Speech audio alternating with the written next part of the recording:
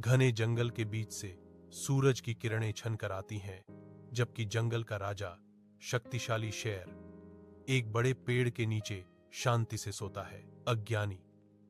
एक छोटा चूहा भागता है। उसकी चंचल यात्रा उसे सोए हुए जानवर की विशाल पीठ पर ले जाती है। अचानक शेर दहाड़ता है। एक जोरदार आवाज जो जंगल में गूंजती है, शांत दृश्य को हिला देती है। शेर की गुफा में शेर चूहे को पकड़ता है। चूहा कांपता है। मैं आपकी क्षमा चाहता हूं। मैं किसी दिन आपकी मदद करूंगा। चूहा फुसफुसाता है।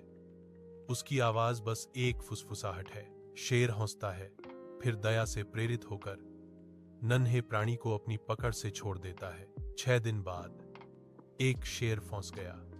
उसकी शक्तिशाली दहाड़ें जंगल में गूंज रही हैं, जिसका कोई जवाब नहीं।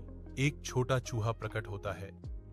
उसके नुकीले दांत शिकारी के जाल को कुतरने के लिए अथक प्रयास कर रहे हैं। आजाद होकर शेर चूहे को स्वीकार करता है। आज तुमने मेरी जान बचाई। सचमुच किसी को भी कम नहीं आंकना चाहिए। अत्यधिक धूप में रामू अपने छोटे से खेत में काम करता है। उसके फटे हुए कपड़े उसकी गरीबी का एक स्पष्ट प्रमाण है। वह दिन रात अथक परिश्रम करता है, फिर भी एक मामूली भोजन भी उसकी पहुंच से बाहर है। उसके माथे पर पसीना चमकता है। हर बूंद अडिग धरती के खिलाफ उसकी अंतहीन लड़ाई का प्रतीक है। कठोर धूप के नीचे रामू तनावग्रस्त है।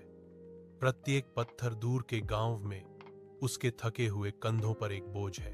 थकान से भरा उसका चेहरा अपने खेतों को वापस पाने की एक मौन प्रतिज्ञा को दर्शाता है।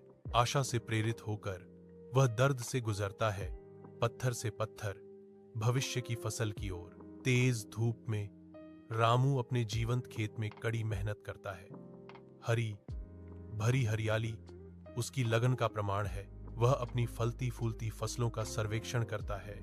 उसके चेहरे पर एक विस्तृत संतुष्ट मुस्कान फैल रही है। रामू लंबा खड़ा है, एक आत्मनिर्भर किसान जो अपनी मेहनत के फल और अपनी भूमि की प्रचुरता में आनंदित है।